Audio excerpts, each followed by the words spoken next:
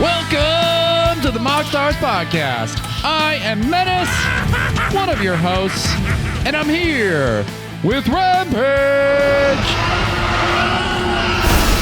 What's up, buddy? How we doing today? We are moxing, we are potting, and we are starring. Tell them how to support the show. If you guys would like to support the show, you can find us on YouTube, where you can like, subscribe, and ring that bell for more notifications. You can also find us on all podcasting platforms, where you can leave us a 5-star review, make us look super duper cool, and make sure you drop proof of that 5-star review in the Discord server to make me appear in space on the next episode. You can also support us on Patreon by becoming an official Pepperhead for $3 a month. You can support the show, have your name turned Dr. Pepper Red, the official Dr. Pepper Red, as pointed out by Gabe, who's one of our supporters. So the Discord name handle is now the accurate, exact Dr. Pepper Red. So thank you, Gabe, for the correction there. You can support us like Gabe, McOyan, definitely Jeremy, Mono Greg, Reeve and Lift, UWP Court, Will Rule, Poolboy Barry, maybe Anthony, and Ryan G. Also, join the Discord server, jump in there, drop a deck list like Paloozy, who dropped this Emil the Blessed deck list I think it's been like 2 weeks, right? And we worked on it on the Discord server, and we came back to it a couple times, and like had all these different things like going in and out. And it looks like Paloozy's still working on this, but the one thing I got to say is that after we returned to it this week and saw all the work that he had done, this is a banger. This deck list rocks now. So if you want to check that out, it's actually in the Selesnya channel on the server, so you can see the list, see all of the awesome combinations that Paloozy's got going on in there. So yeah, drop your list in the server and we can work on it. That is as close to as I've ever come to like a proud father moment, getting to see that list bloom and grow over the weeks we've been talking about it and learning about it. It's so cool. Yeah, I had never really considered Emil as like a competitive commander for whatever reason. Blinking is obviously very powerful.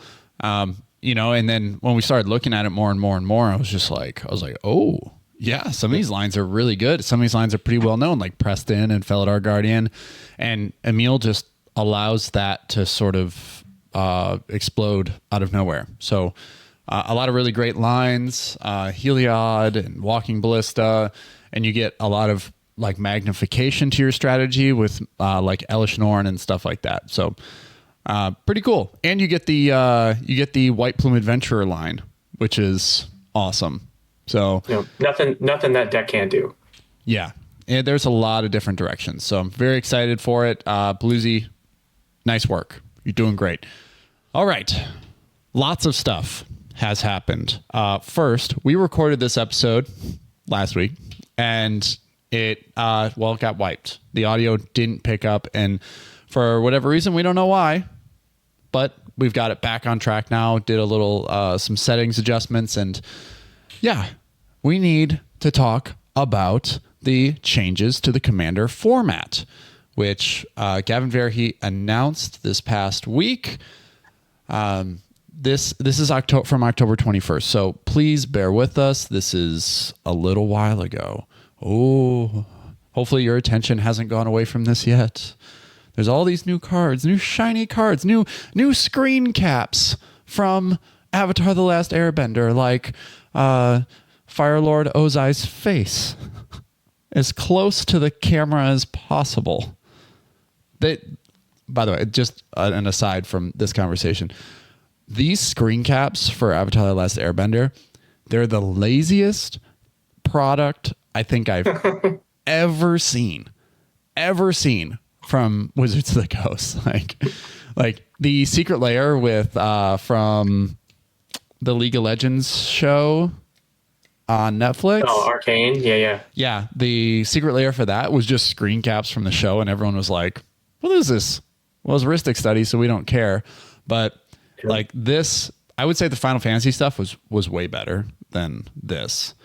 But this is literally 480p, like a nothing done to them. Literally screen caps of a cartoon from over 20 years ago when they were primarily being aired on tube televisions. Like the flat screen television was not mainstream yet, you know. Like, remember those days? Remember going to your buddy's house and like they had a fucking flat screen? You're like, oh my God, you guys are rich, dude. Yeah, how much money do you have? Yeah, the plasma screen? What? And now we get to go back to that. We get to look at a blasphemous act like it's on a tube TV again. Yeah. Man, flashback to plasma screen televisions. Don't let the Austin Powers like DVD screen cycle for too long. It'll burn its image into the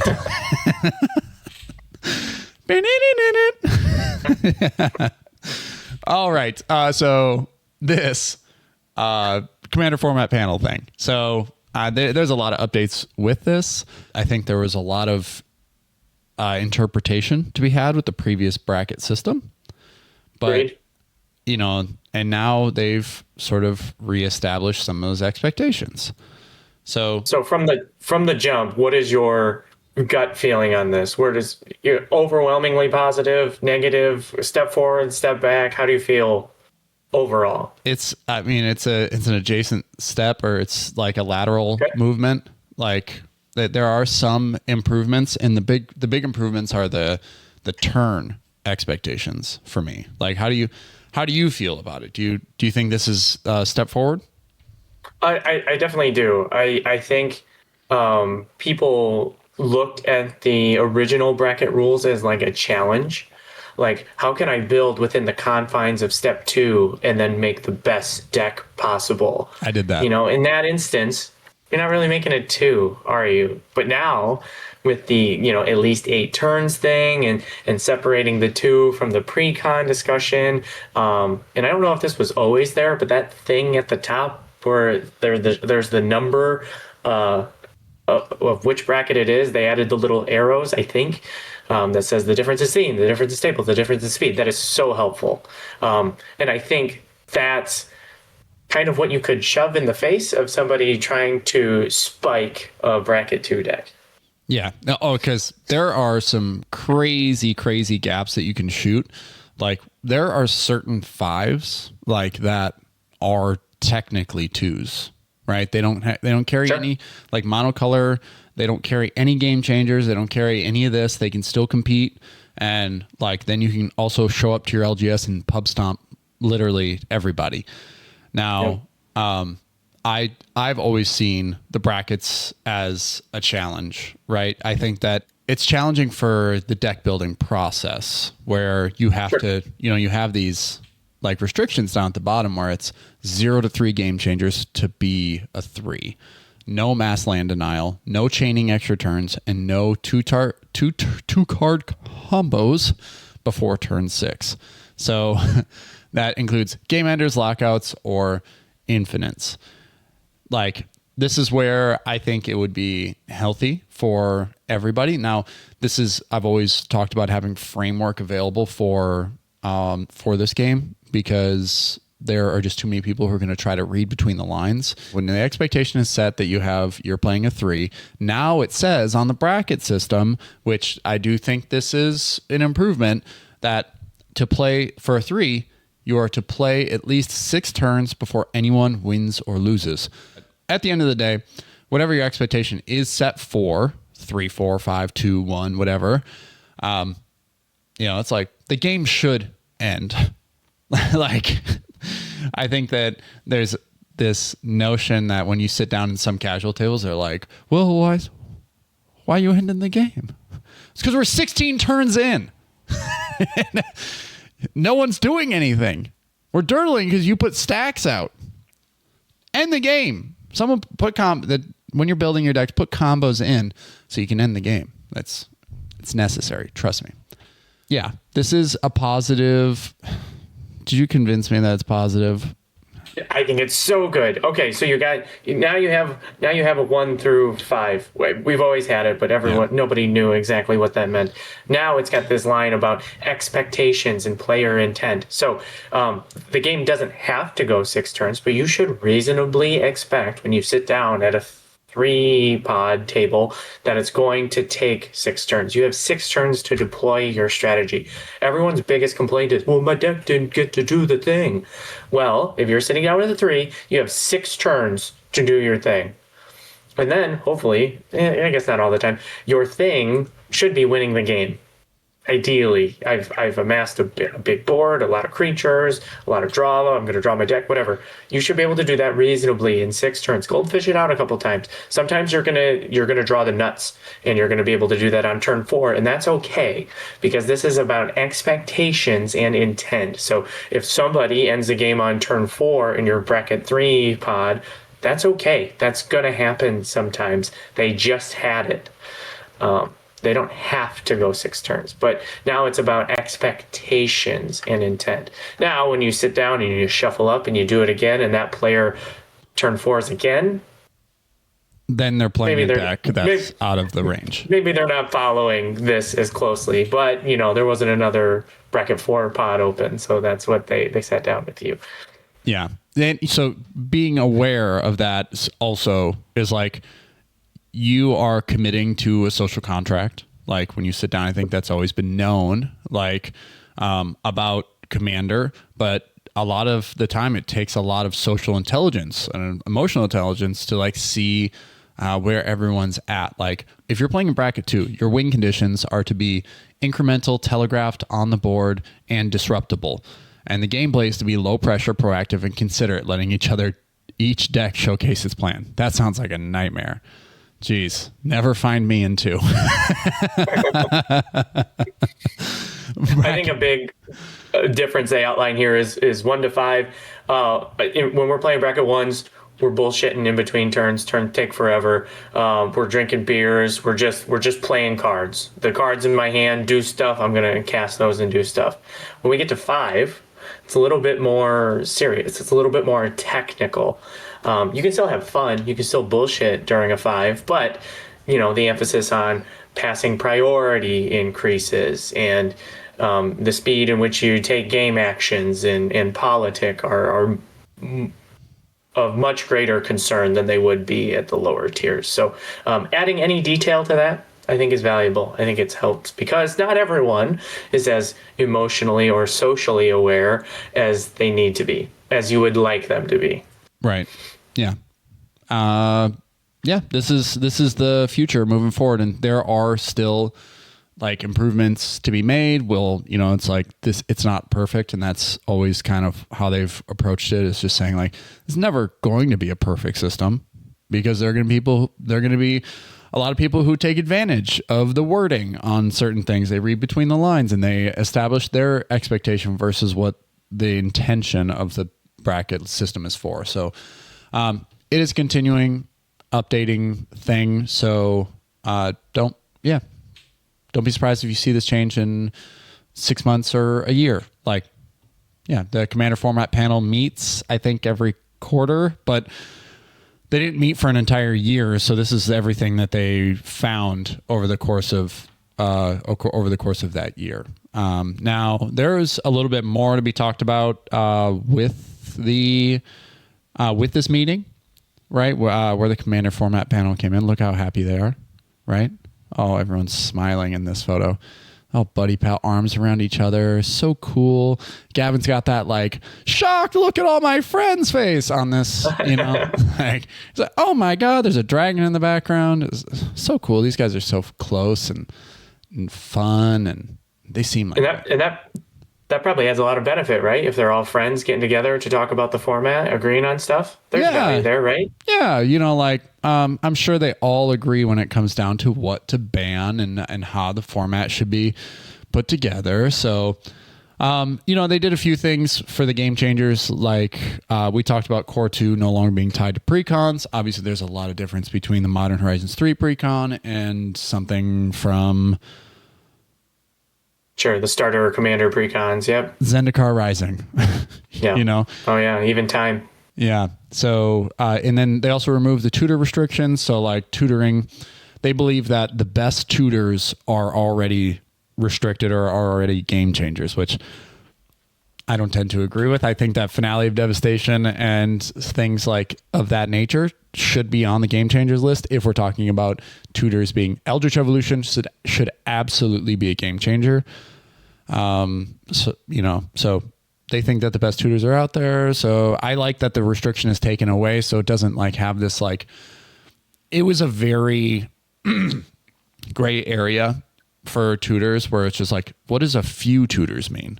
And there's so many cards that are being made for the game that are like, when this enters, search for a very thin margin of a card. Like, let's say Moon Silver Key, right? Like, search for an artifact that generates mana. It's like, okay, like, that has a mana ability. That counted as a tutor.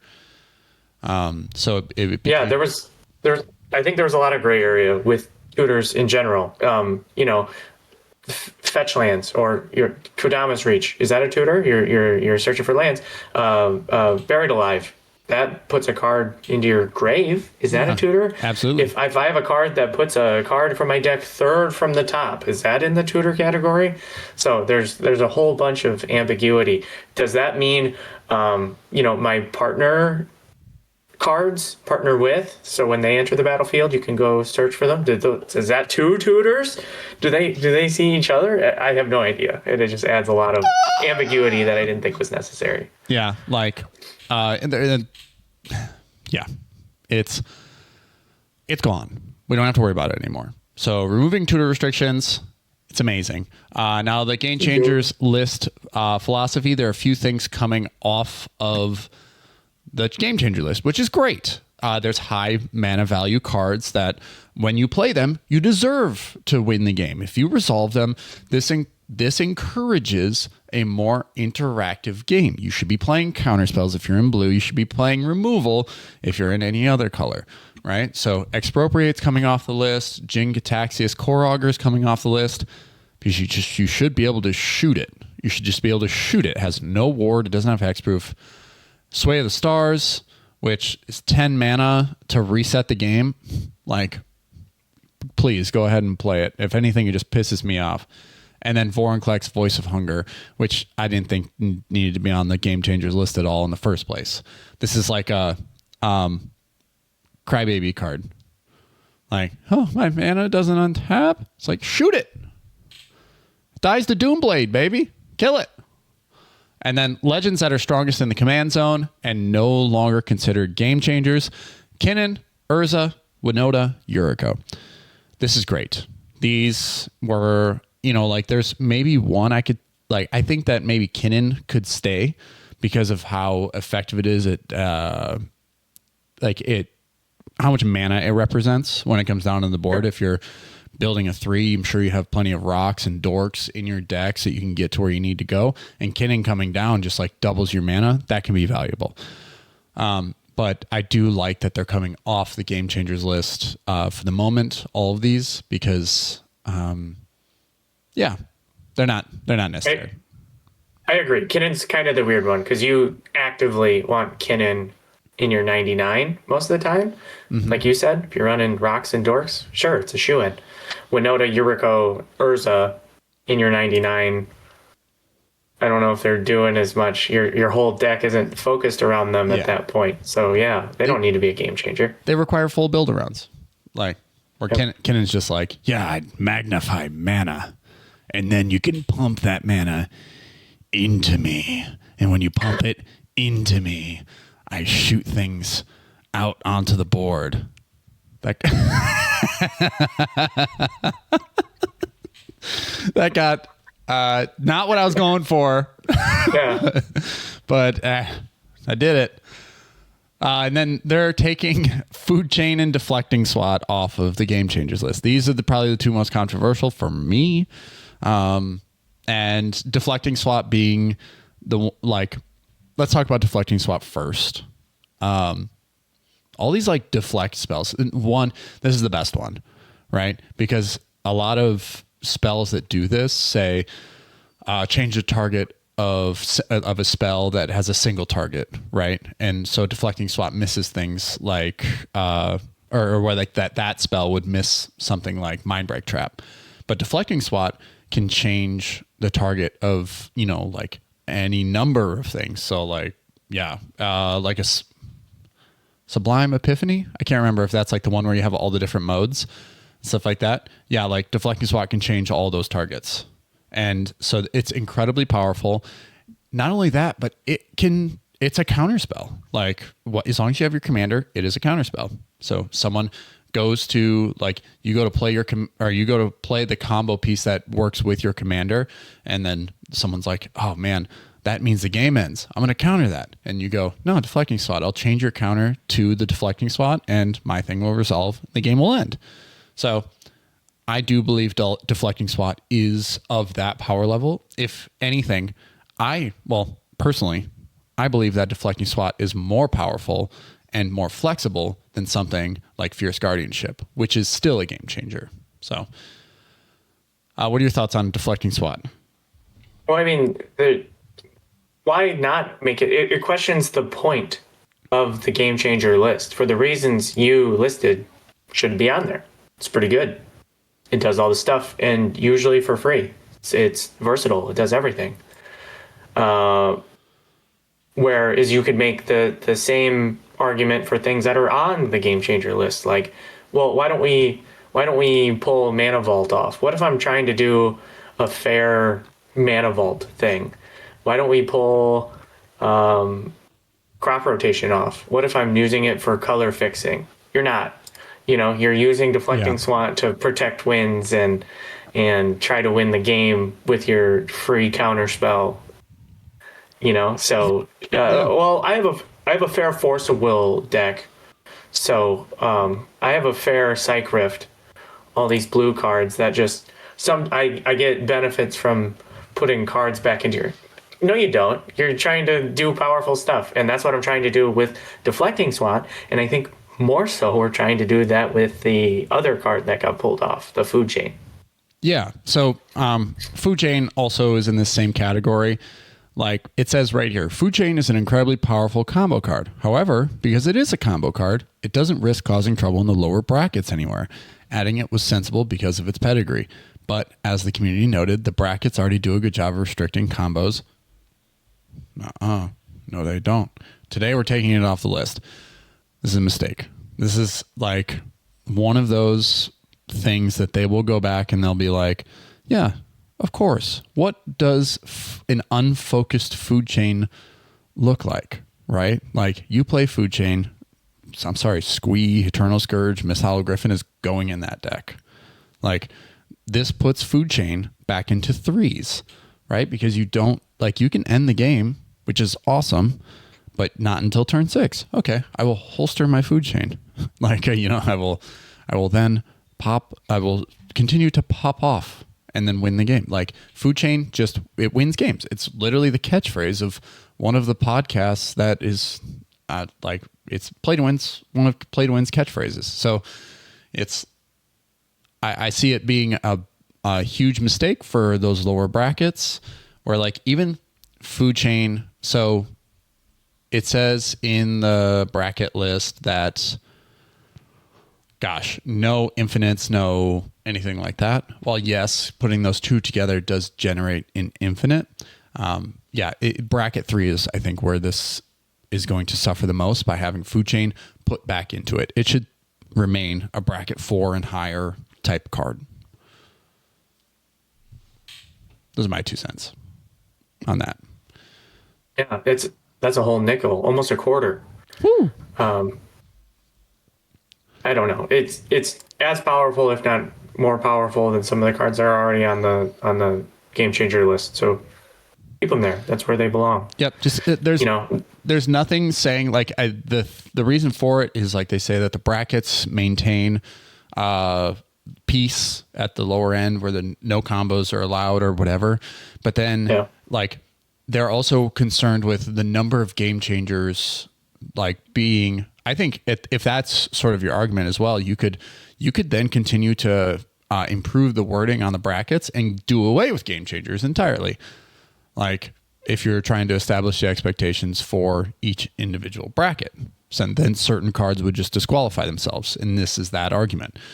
But they want to keep the game changer list small so that people can remember what game changers are on the list. Just leave Food Chain on there. It's it is synonymous with combos. Everyone's going to know that when it's played, it's a game changer. The game is about to change. Cards that stayed: Consecrated Sphinx, Coalition Victory, Panoptic Mirror. These all, well, Coalition Victory and Panoptic Mirror were just recently taken off the ban list, so they're still trying to see what happens with them. And then Consecrated Sphinx is it's a boatload of value. It could be a boat. It is a boat. That one can always work. Yeah. I think there's a better argument for like every turn you're going to be drawing 2 cards with Con Sphinx. But like in your lower power brackets, how good is a Orcish Bowmaster? You know, how many extra cards are we drawing in bracket 2 and 3? That's a better argument, I think, coming off the Game Changer list than the rest of these. Yeah. And Coalition Victory does the same thing as Food Chain. In combination with one other card, your 5-color commander, it ends the game. So bracket 2 should be safe, right? In bracket 3, there's no way you're playing your 5-color commander and then casting an 8-mana spell before turn 6. I'm sorry. There's just no way. The bracket expectations should limit that. So you can take that one off. You've already broken some other rule in the bracket system to pull off that type of mana in that quick of turn. Yeah, and then Panoptic Mirror, the whole reason it was banned in the first place was because of the infinite turns that it can generate. So this is one where, like, it's protected by the bracket expectations. Just take it off. Just take it off. It's no one's playing it. It's a forgotten about card. Move on.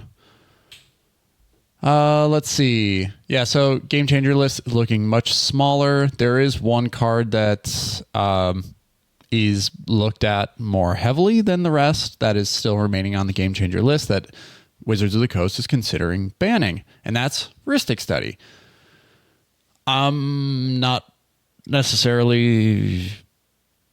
I'm opposed to banning it. Okay, tell us why. I think that it's like the lack of responsibility, like when you're playing the game. It's just, hey, it's 1 mana. Like you cannot overcome your own greed to pay 1 mana. Like you're just letting this person accrue value over and over and over again until eventually the game is lost to the person who controlled the Rhystic Study because you could not overcome your own greed. Like, slow down a little bit. Slow down. Control the game. It's this aggressive mindset, this level of greed that comes into play when you're at the table that ultimately resolves in Rhystic Study running rampant and getting out of control. Someone, having a grip of like 17 cards. Yo, just play responsibly for a second. That's the only reason that Rhystic Study is being considered being banned is because nobody wants to take responsibility for not paying the 1. And it leads to these feel bad moments. It's like, no, just pay the 1, dude. Just take a second, know what the consequences of your actions. Lose enough games to Rhystic Study? Cool. Did you learn your lesson? Pay the 1. Apparently not. It's been this way for a long time. Nobody's learned their lesson. Jeez. If Rhystic Study said all spells your opponents cast cost 1 more to cast for 3 mana on an enchantment, no one would play it. People bank on the irresponsible players. That's why it's good, because people aren't going to be responsible. But if it said 3 mana, all spells cost 1 more, you wouldn't see it. Oh, and then whenever your opponent casts a spell, draw a card? Like, maybe. But it's not as good as that, is what is currently printed. Now, that's the big one. And then there's always this discussion floating around about Gaia's Cradle. Like, I think that Gaia's Cradle is the best land in Magic for obvious reasons. If you're unfamiliar, it's a legendary land that says tap, add green to your mana pool for each creature you control. So this is the focal point for a lot of strategies in cEDH, and it is a game changer for a good reason. It is free to play, and it's easily tutored, and yeah. Turns out more easily than we thought, untapped. Yes. You know, we're just over a year away from our dockside ban, and everyone's like, oh, we need big mana, we need dockside. Then we lost dockside, and I think the next question was, how do we get big mana again? Cradle was just that next best thing. Yeah, and it turned into a lot of Cloud Fairy lines. People like rotated to that as a dockside light in combination with Gaia's Cradle. So things like Thrasios started to flourish a little bit more. Thrasios Timna, Thrasios, Blood Pod, all that stuff started to come back a little bit more because you could start to abuse things like abuse combo lines and generally make Thrasios go infinite far easier with Gaia's Cradle than ever before. So now here's the thing. Those decks that I listed, they're dead. They're dead. Green dies without Gaia's Cradle in most of Commander. In cEDH bracket 4 and 5, I'm sorry, but like green cannot stand up to things like Blue Farm without having Gaia's Cradle accessible. If they were to go out and ban Gaia's Cradle, the meta would be you would not be able to repair what would happen. Blue Farm would run rampant. There would just be, you wouldn't see a green deck. Luma would die probably. Like even though Luma doesn't necessarily focus on Gaia's Cradle, it would be that much less of a reason to play Luma. Thrasios would cease to exist. There'd be quite a few decks that would just not exist anymore. That is an interesting point. That's something I hadn't previously thought about. Like Gaia's Cradle, I think you could argue is just as egregious as any of the other game changers or even some of the banned cards. You know, they're calling for Thassa's Oracle or Mystic Study. Why not Gaia's Cradle? Gaia's Cradle is like the only thing keeping us back from a Blue Farm summer, you know, which we are kind of already in. So imagine taking away another tool from all these decks. That's an interesting point. Yeah, Gaia's Cradle is helping us to keep these other decks in check. With how can't go anywhere. Yeah, with how popular Blue Farm already is, just imagine where it's like, what, 25, 26% of the field most of the time? Just imagine how much more of the field it would be if there was no Thrasios, like anything to stand up to it. So, yeah, give rid of Cradle, screw the meta. It's a necessary evil. Yeah, Cradle can't go anywhere. We got to get rid of these blue win conditions. Yeah, you could. I mean, if you banned Mystic Study, you would take away some reason for blue. I think that you can sometimes just splash blue and Mystic Study is just automatically going in. Now, Thassa's Oracle, less of a win condition like than it used to be, but it still obviously can win the game out of nowhere. Yeah, Notion Thief, I think you can take off. Intuition, Gifts Ungiven, Fierce Guardianship, Force of Will, Cyclonic Rift should all stay. But yeah, those are all very powerful. Notice how blue is a very powerful color. Now, they talked about a few more things at this Commander Format panel, this summit that they were having. But the big thing that has caused a lot of stir on Reddit and discussion boards across the world is the changing of the changing of the ruling to allow hybrid mana in monocolor decks. So, for example, like hybrid mana, like when you see a card like the example they use here is Kitchen Finks, right? It's 1 and 2 hybrid Selesnya, so a green or a white for both of those. The argument is that you should be able to play this in mono green or mono white. And that is like, that's dangerous waters. I think it's very dangerous to be dabbling in this. And there are a few ripples that would happen, you know, like I'm not sure if they're ripples or tidal waves at this point, or all really matters on perspective. But like changing this rule to allow hybrid mana and the flexibility that it provides to be able to be in other decks. Like what was the one? in Toxrill the Corrosive, you could play Dovescape. Oh, yeah. You know, it's like Dovescape is an enchantment that whenever an opponent casts a non-creature spell, it counters it and then creates doves, 1/1 flying birds, equal to the mana value. So in Toxrill, it's like, okay, anything you cast that could potentially disrupt my game plan is automatically going to be countered. And then at the end step, I'll put a slime counter on everything and they'll all die. And then I will create slugs equal to it. So it creates a soft lock on the game. There are a few more other things in tandem with Toxrill that creates a soft lock. But then you get to include things like companions into more deck building options, which was one of the points for changing this ruling, to include hybrid mana and change how it functions. So things like Karuga could be played in, like Sans blue, but with green.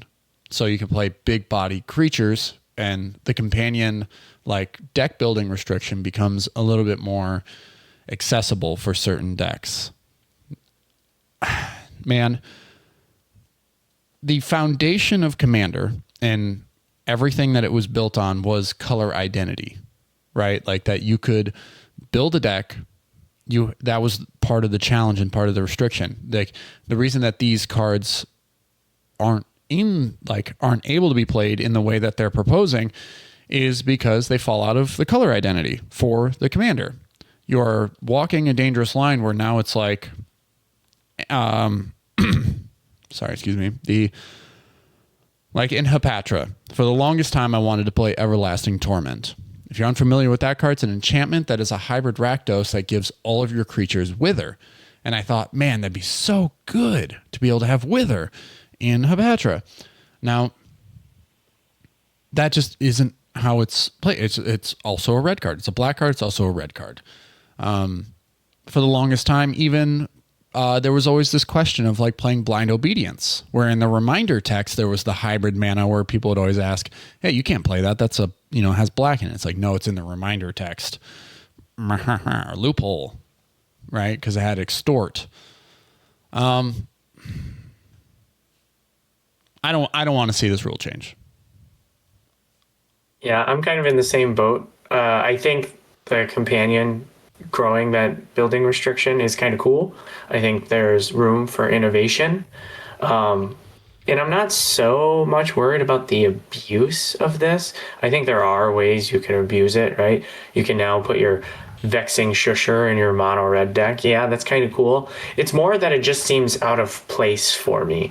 I like the lieges, the cycle of lieges in the decks where their current color identity fits. I think that's cool. I think that's fun. I also think, not that we even needed it, we can make treasure decks even stronger, because typically the downside, especially for like 2-brid mana, you can now slam cards with 2-brid mana in any deck. And your chances are, even if you're not in that color combination, if you're making treasures, it's going to be pretty dang easy to cast those. And that's going to feel icky. It's going to feel unfair to your opponents watching you take advantage of this rule change. Yeah, so the primary example of this like two in hybrid mana is Beseech the Queen. It's 2 colorless in each of its hybrid pips, and then it's black on the other side. So this would denote that you are able to play this in any deck. Like you can just play this. It is a black card, but now you can play this in mono white. You can play this in Simic. You can play this in pretty much anything that you're like. You can play it in anything you want because it has colorless as its hybrid color. That is where the line is crossed for me, where I'm just like, I just don't think that just ain't right. Yeah, my big thing against it is these cards are great when you're drafting. They can do, they're flexible. They can do multiple things, and what colors you have don't really matter. We're playing an entirely different format, in where color restriction isn't as big of a deal. You can play a 5-color deck, but you're only playing mountains, forests, and islands. But your deck technically has all of the things and all of the colors that fits your strategy. Commander has always been like, well, Commander is different for that reason. Commander decks are restricted on color and everything else that goes with Commander, 100 cards, singleton, yada yada.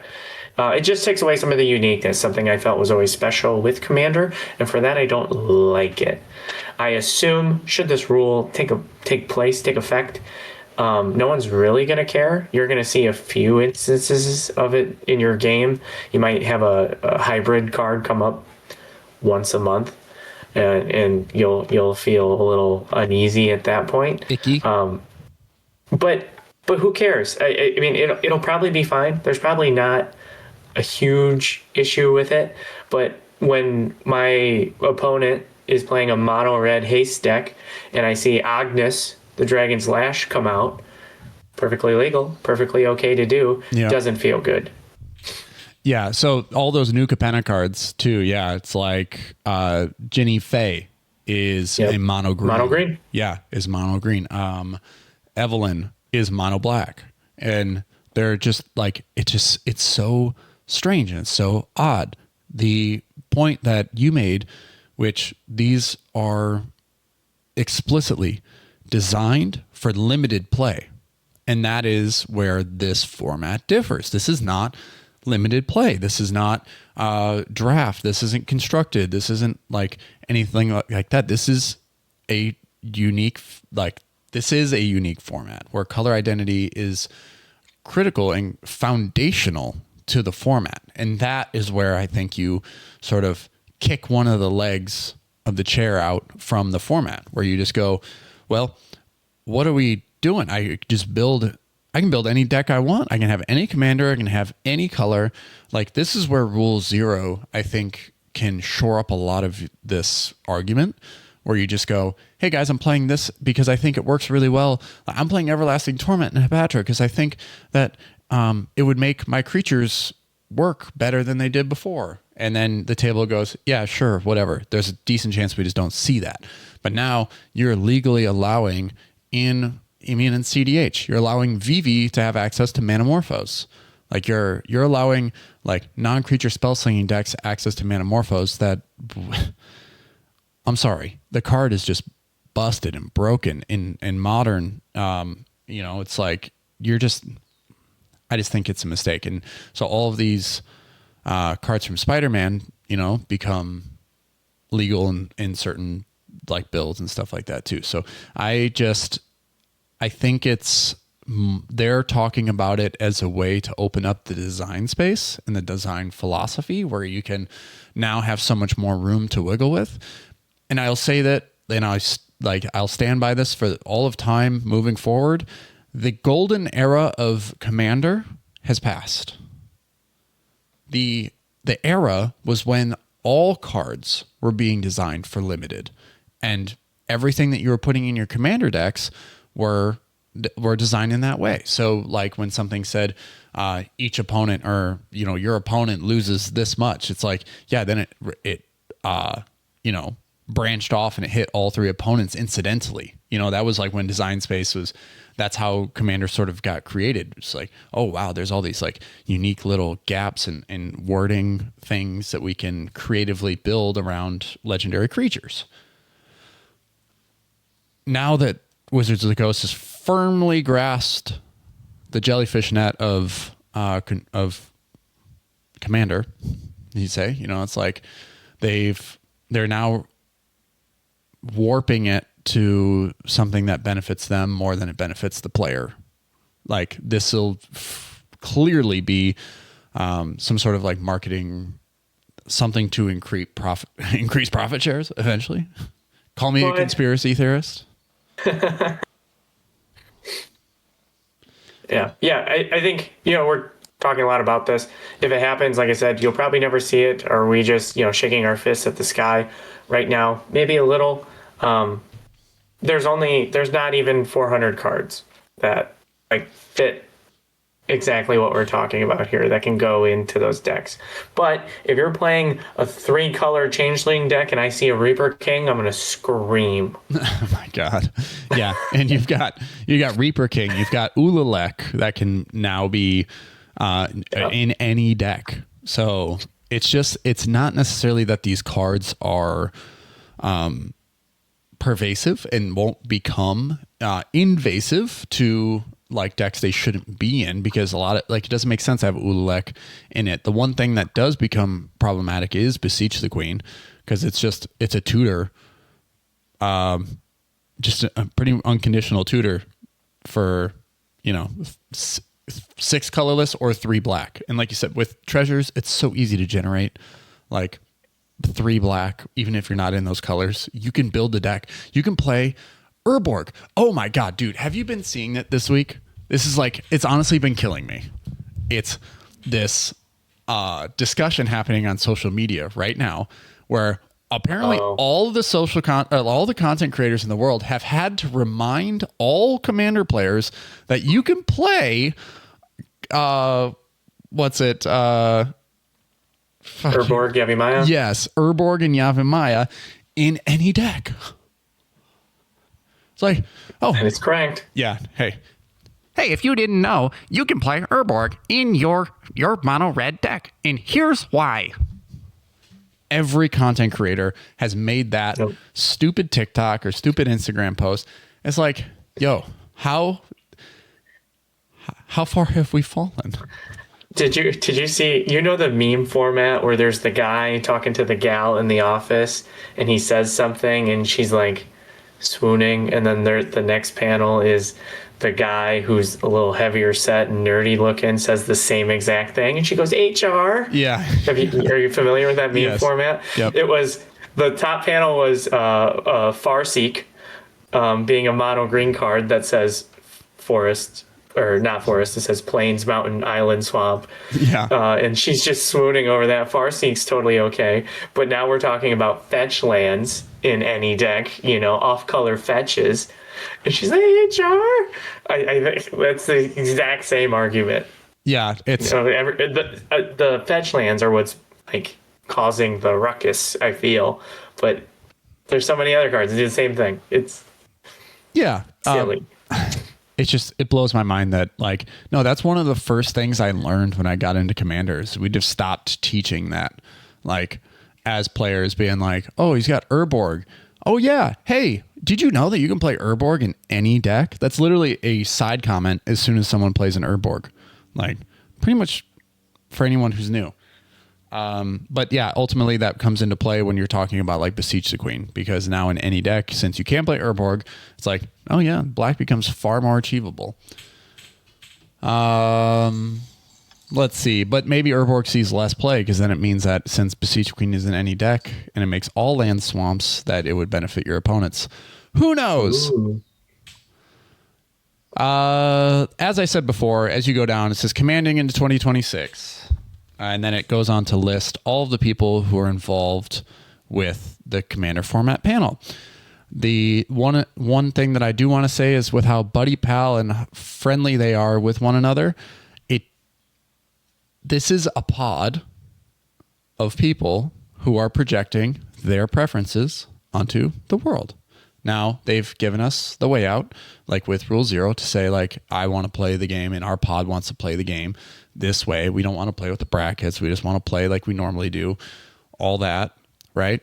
They're also trying to create a structure for us to be able to, for the greater demographic to coexist. It's totally fine. From all these decisions that have been made with this one, I feel like there's nobody in the room who is the devil's advocate. There's no one in the room that wants to step on each other's toes. I'm sorry, if I were on this format panel, I'd be in the back. You'd see me where's the exit sign? Right? In the back there. I'd be standing next to that. I'd be like, are we done here? Can I go home? It's just because there's they're afraid to step on each other's toes. I'd be stomping on toes. Why do you ask that question? Please explain why does hybrid mana, why does this change need to happen Does it need to happen? Or is something coming What is the benefit? Yeah, what's the benefit of it? Oh, more creative deck building options. Okay, but how does that change the foundational principles of the Commander format? Color identity has been so important in your design philosophy for years. Like I hope you're still designing cards with color identity if they're designed for Commander, because this change would ultimately mean that you're designing cards without color identity in consideration at all for Commander. So like the one person who has insight is Gavin Verhey, who is designing, and he's the head of this. So he can sort of steer them in any direction that he wants, really. But there needs to be someone in the room who says, why? Why would we do that? Like, and it doesn't. Your concern is at some point during their meeting, nobody looks up and says, hey, this is fucking stupid, right? Like, why are we doing that? Like, so you hear something, it's like all the things in the politics of the world today where like you hear something strange said and you're like, that is obviously strange. Is no one else hearing this shit? Like, same thing here. Like, and no one says anything, and then we just go along with the strange shit for forever and ever and ever. Like, or become numb to it, right? And so this is one of those things where it's like, why are we even opening the discussion on this? Like, why is it even being considered? Like, sure, ban ristic study, sure, whatever. Those are discussions that ultimately you have to make for the greater, like I was talking about, like the greater demographic for all of Commander players. You're responsible for thousands of players' experience, right? Or you could come out and you could openly encourage people to pay the one. You could just be like, hey, cool kids, the coolest kids in the world, pay the one. You ever seen Billy Madison? You're only cool if you pee your pants. Yes. Like right now, the way that everyone is moving upstream is to not pay the one. But sometimes you got to go against the current to see real change. So, yeah, you only cool if you pee your pants. You're only cool if you pay the one. Like, get that message out there, folks. That's part of your responsibility on the Commander format panel as well. Not to just bend to the whims of every complaining Magic player out there. Yeah. We need some like World War II propaganda or something. Like, we need you to pay the one. Yeah. We want you to pay the one. It's so many opportunities for merch, for like all these things. Mm-hmm. And then for reskins, imagine seeing an Uncle Sam Ristic study. It's just Uncle Sam staring you dead in the face with a finger pointing at you. Paying the one? You doing it? You paying the one? So we need you to. Yeah, we need you to pay the one. We need you to buy a war bond right now. Pay one for your country. So all right. I think when they went over the list, they did like a Q&A piece at the end. And I think what we're talking about here is we don't want to make this change for the hybrid stuff. We'd love to leave that alone. They're considering changing it. So they were talking about changing it. They want feedback on it. That's good. Be vocal about it. That's exactly what we're doing here today. It just seemed odd, the lack of reason behind them considering the hybrid mana change, and then everything else they just like shut down right away. They're like, nope, Phyrexian mana is not included in this. Banned as Commander, not interested in that. Sideboards in Commander, not interested in that. We're gonna leave off-colored fetches alone. Like they had all these like what seemed to be like firm opinions on other things that I would consider hybrid adjacent, but this one they're like, maybe. Doesn't seem consistent. Yeah, like the Phyrexian mana is a good one, where it essentially is hybrid mana. It's the same argument. Yeah. It's 2 life or the color. So I don't know. It is what it is until y'all get out there and support the show and subscribe enough and share this with your friends to make the MoxStars podcast large enough to be considered for, the Commander format panel. You won't get this type of content anywhere else. Maybe, I don't know. Are the people saying the same things we are? Doubt it. But yeah, if they are, they're not saying it as well. Right. Yeah, because they haven't been drinking their Dr. Pepper. I didn't see a Billy Madison reference on the latest Play to Win. So, no, sir. Oh, a big reminder. So if you're listening to this episode and you are subscribed to the MoxStars podcast, but maybe you're not on the Discord server, right? But you love playing Magic the Gathering over webcam on Wednesdays. Specifically, you have Wednesday nights off. We are starting a Wednesday night Commander program or league, but it is called Wednesday night, or it's Wednesday webcam wizardry. Crushed it. Yeah, there we go. And you can jump on the Discord server, jump in there. The only deck restriction that we have right now with this first initial launch for this league is that you have to use a face commander. So build the deck as powerful as you'd like with any face commander that you can imagine. Jump on the Discord server on Wednesday nights and you can earn yourself some pepper points. We'll be playing games until 23 pepper points have been earned by any singular player. We'll have rules and restrictions put up on the Webcam Wizardry channel. So you can find those there, how to earn pepper points, how to redeem pepper points for merch or for in-game actions as well, which is a pretty cool little wrinkle in the whole league. So jump on there.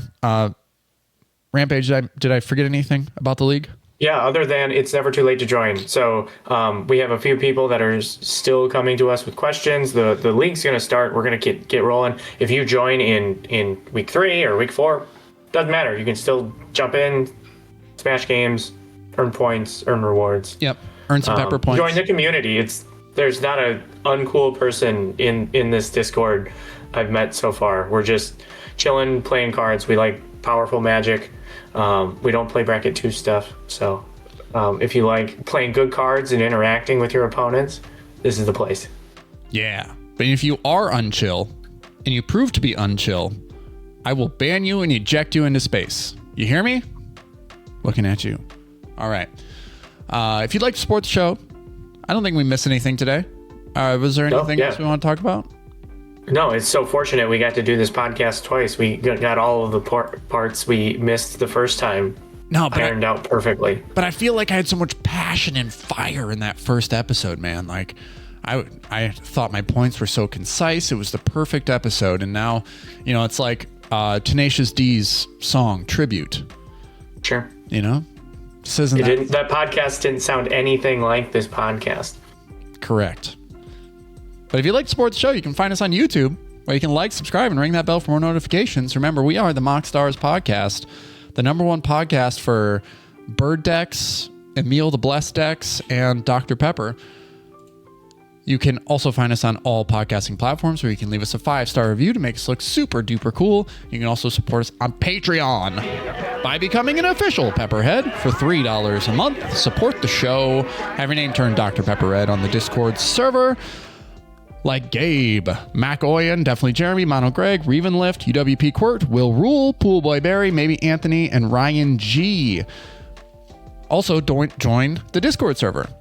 Jump on there. We can talk about this new league. If you have any questions, any deck lists you want to drop, we're working on this server. We really want to grow it. So jump on, contribute to the community, and be a Pepperhead. Yeah. Cool stuff. Any signing off remarks, Rampage? You want to do a T-Rex roar into the... Absolutely not. I'm working on it, and I'm super self-conscious about my T-Rex roar, so I'm going to keep that to myself. But what we do love in the Discord is your deck list. We love working on these. Send us your ideas. They're so much fun. Yeah. It's literally one of my favorite things to do when I have downtime is just to roll through deck lists and be like, whoo, I see that line. Ooh, that's a piece of candy. Ooh, piece of candy.